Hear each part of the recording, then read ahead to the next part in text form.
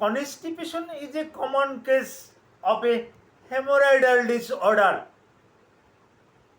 কোষ্ঠকাঠিন্য পাইলসের কিন্তু অন্যতম একটা কারণ। এই পাইলসের বিভিন্ন লোকাল নাম আছে। এটা আমি বিভিন্ন এলাকাতে গমন করার পরিপ্রেক্ষিতে, বিভিন্ন এলাকাতে যাতায়াতের পরিপ্রেক্ষিতে আমি এটা জানতে পেরেছি। যেমন কোনো জায়গাতে বলে ওরিশ, ময়মনসিংহ, গ্রেটার ময়মনসিংহ টাঙ্গাইলে ওরিশ নামে পরিচিত, ওরিশ বলে। কোথাও ডাইরেক্ট পাইলস বলে, কোথাও এটাকে ভগন্দর বলে, কোথাও এটাকে অশ্ব বলে। অশ্ব কিন্তু বইয়ের ভাষা। গ্রেটার সিলেট বিভাগে এটাকে কিন্তু কমল বলে, কমল। তো দেখেন, কেউ যদি কমল বলে আর কেউ যদি ওরিশ বলে, তো দুটা অনেকটা ডিফারেন্স হয়ে যায়। এই পাইলস, ওরিশ, গেস, এই ব্যাপারে কিন্তু গুরুত্বপূর্ণ কিছু তথ্য দেব, অত্যন্ত গুরুত্বপূর্ণ আলোচনা করব। আলোচনাটি ধৈর্য সহকারে শুনুন। আসসালামু আলাইকুম রহমতুল্লাহি ওয়া বারাকাতুহু। আমি ডাক্তার মীর শহীদুল ইসলাম। আমার চেম্বার শুভেচ্ছা 255, ঐতিহ্যবাহী শেখঘাট, সিলেট। গুগলে গিয়ে ডাক্তার মীর শহীদুল ইসলাম কথাটি লিখে সার্চ দিলে আপনি আমার সম্পর্কে যাবতীয় তথ্যাদি পেয়ে যাবেন। জি দর্শক শ্রোতা, আলোচনা করতেছিলাম haemorrhoidal disorder. Haemorrhoidal disorder is medicated. এই মেডিকেটেডটা আমি আবার একটু ভাঙিয়ে দেই। এটা পাইলস আবার একটা ইংলিশ ল্যাঙ্গুয়েজ। এটার আবার বাংলা নাম ওরিশ, গেস, অশ্ব, কম্বল, এরকমের লোকাল ভিত্তিক, অঞ্চল ভিত্তিক বিভিন্ন নামে ডাকা হয়, কিন্তু জিনিস কিন্তু এক। এর প্রধান একটা কারণ কিন্তু কনস্টিপেশন। এখন এই কনস্টিপেশনটা কেন হয়? কনস্টিপেশন হয় আপনার খাবার দাবার কারণে।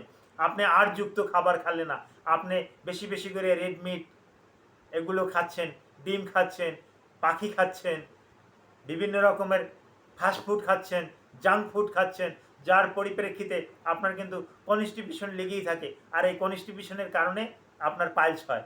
আবার এই পাইলসটা কিন্তু দুই প্রকার। পাইলসটা দুই প্রকার বলতে, একটা ভিতরে হয়, ভিতরেরটাকে আমরা বলি ইন্টারনাল পাইলস, আর যেটা বাহিরে ঝুলে পড়ে, এই বাহিরে ঝুলে পড়াটাকে বলি এক্সটার্নাল পাইলস। ইন্টারনাল পাইলসের চিকিৎসা আলাদা, এক্সটার্নাল পাইলসের চিকিৎসা আলাদা।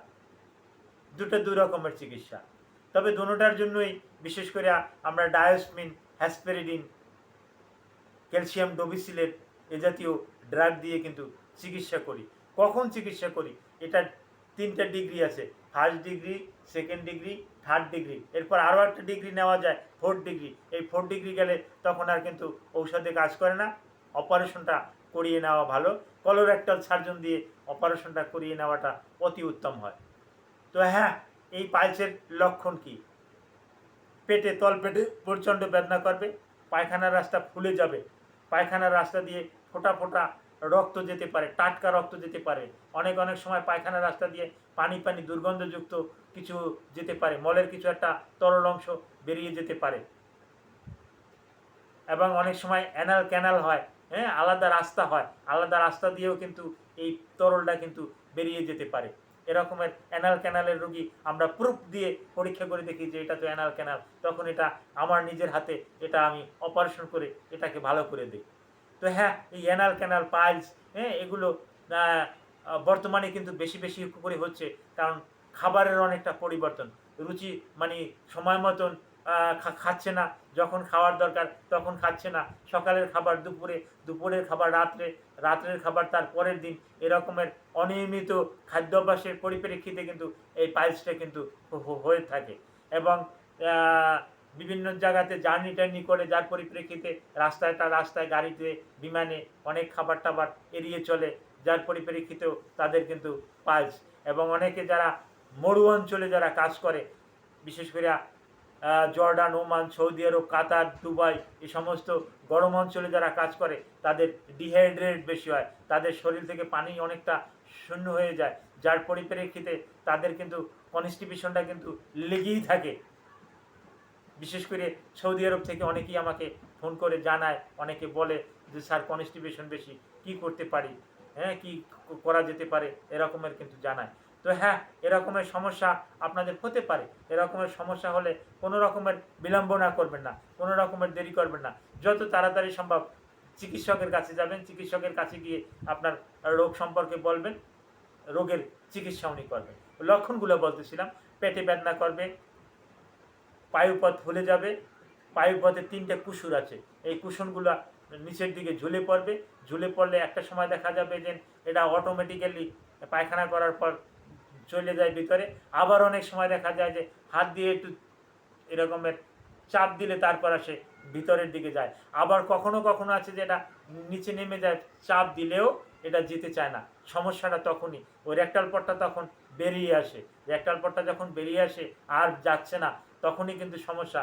ওখানে কিন্তু ব্যাকটেরিয়া, ফাঙ্গাস, আরও অনেক জীবাণু, ওখানে কিন্তু ভাইরাস ওখানে কিন্তু অ্যাটাক করতে পারে। এই অ্যাটাকের পরিপ্রেক্ষিতে ওখানে গ্যাংগ্রিন, ক্যান্সার সহ পাইলস মানে ক্যান্সার সহ আরও অনেক সমস্যা কিন্তু আপনার হতে পারে। তো যত দ্রুত সম্ভব আপনি ডক্টরের শরণাপন্ন হবেন। তো পাইলসের উপরে আমি আরও অনেকগুলো ভিডিও করেছি, এটাও একটু আপনাদেরকে স্মরণ করিয়ে দেওয়ার জন্য। আর পাইলসের উপরে আপনাদের যে কোনো প্রশ্ন থাকুক না কেন, আপনি সরাসরি আমার হোয়াটসঅ্যাপে নক দিয়ে আপনি প্রশ্ন করতে পারেন, ইমোতে আপনি পারেন। যাদের আমার হোয়াটসঅ্যাপ ইমো নাম্বারটা জানা নেই, তারা এই ভিডিওর কমেন্ট বক্সে কমেন্ট করতে পারেন। আমার ইমেল নাম্বারে আপনি ইমেল করতে পারেন।